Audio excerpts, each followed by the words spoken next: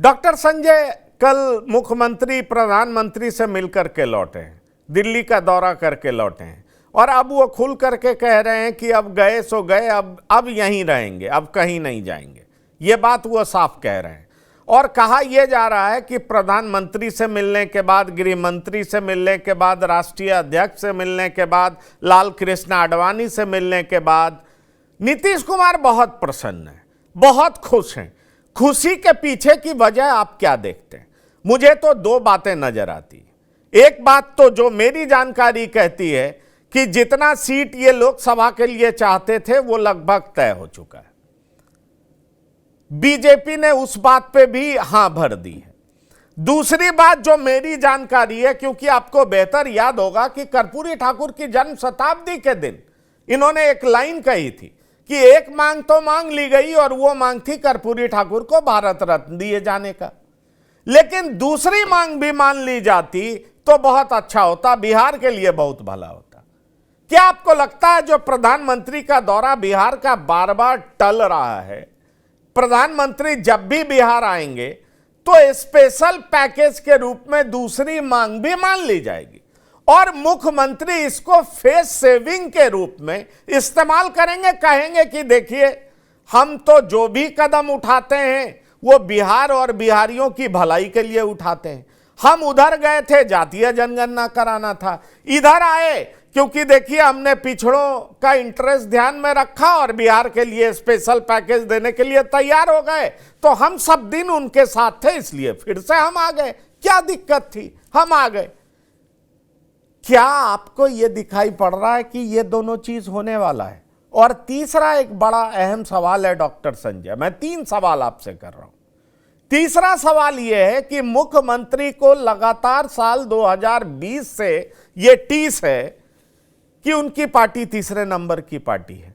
अगर लोकसभा चुनाव के आसपास ही विधानसभा का चुनाव हो जाए, लोकसभा चुनाव में उनके वोट बीजेपी को जाए, एनडीए को जाए, और विधानसभा चुनाव में बीजेपी का वोट भी इनको मिल जाए और एक बार फिर से जेडीयू मजबूत पार्टी बनकर के उभरे, मतलब एक हाथ लो तो दूसरे हाथ से दो, क्या इसकी संभावना भी आपको दिखाई पड़ रही है? इसलिए मुख्यमंत्री की खुशी, उनकी हंसी छिपाए नहीं छिप रही है?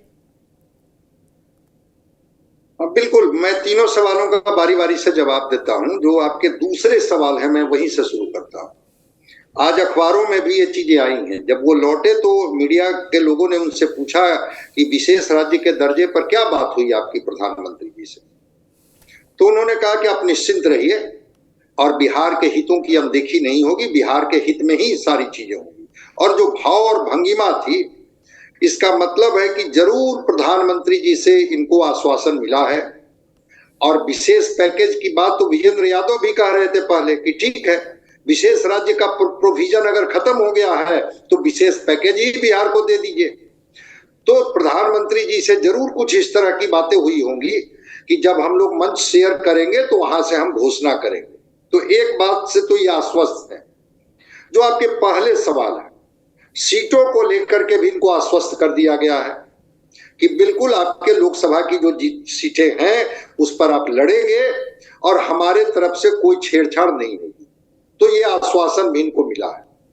लेकिन जो तीसरे सवाल, खास करके असेंबली डिसॉल्व करने की बात, जिसके बारे में तो लोगों ने बता रखा है कि 1 मार्च की तारीख भी उन्होंने बता दी है। संभवतः मुख्यमंत्री ऐसा चाहते हैं, जिसके तरफ आप इशारा कर रहे हैं कि एक हाथ लो और एक हाथ दो, कि भाई लोकसभा के चुनाव में हमारी जो पूंजी है, हमारे जो वोटर हैं, वो वोट ट्रांसफर आपको करेंगे और विधानसभा का चुनाव करा दीजिए ताकि एक कंफर्टेबल मेजॉरिटी में आ जाए। वो जो चिराग पासवान की जो पीड़ा है, जो दर्द है, उस दर्द को ये छुपाए नहीं छुपा पाते हैं। तो ये जरूर प्रस्ताव रखे होंगे कि क्यों न असेंबली का चुनाव भी डिसॉल्व कर दिया जाए। ये मांझी जी इधर उधर डोलते रहते हैं, 3 विधायकों का क्या पता कब कौन निर्णय ले लें। इस तरह की असमंजस की स्थिति में एक कंफर्टेबल मेजॉरिटी में आ जाए। और कल तो सी वोटर का सर्वे आ गया और उस सर्वे में 32 सीटों पर एनडीए को जीत दिखाई जा रही है।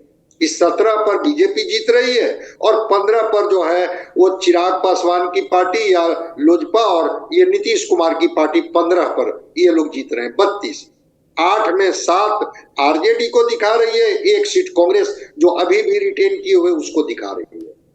52% वोट दिखा रही है कि इनको मिलेगा। जो अभी का अगर आज चुनाव हो जाए, भाई कौन पार्टी नहीं चाहेगी कि अभी डिसॉल्व होकर के हम कंफर्टेबल स्थिति में आ जाए।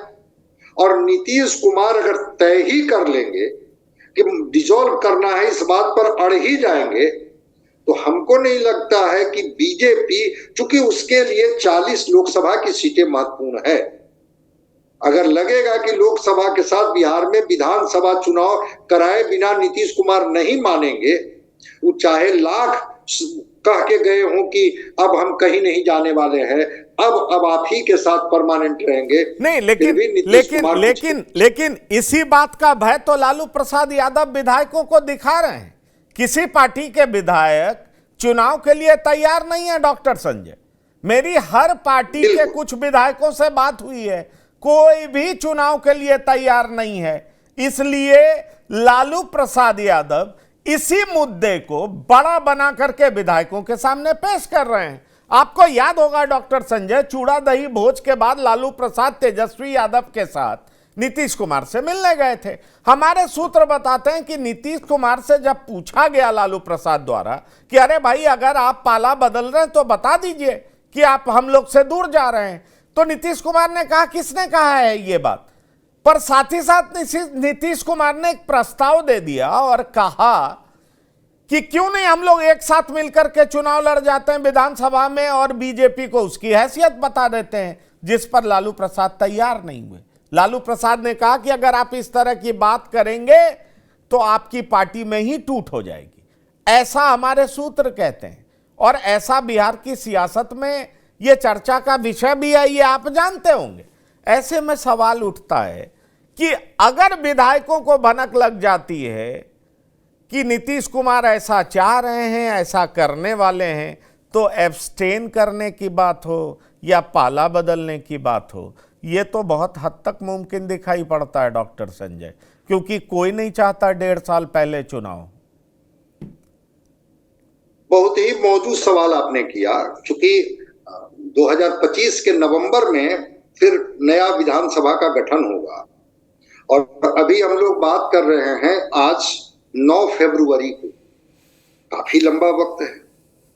और कोई विधायक नहीं चाहेगा कि हम चुनाव में जाएं और जाने के बाद फिर क्या हम जीत पाएंगे नहीं जीत पाएंगे।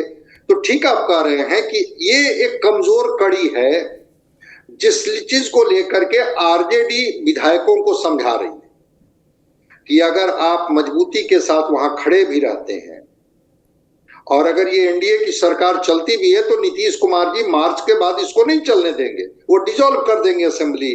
और बीजेपी को भी चूंकि लोकसभा की सीटें लड़नी है, इसलिए हो सकता है कि बीजेपी भी तैयार हो जाए, लेकिन इसकी संभावना बीजेपी भी बता रही है, बीजेपी के लोग भी बता रहे हैं कि अभी चुनाव में जाना आत्मघाती कदम होगा। आरजेडी भी जो आप बता रहे हैं कि लालू प्रसाद जी ने कहा कि नहीं, इसके लिए विधायक तैयार नहीं है,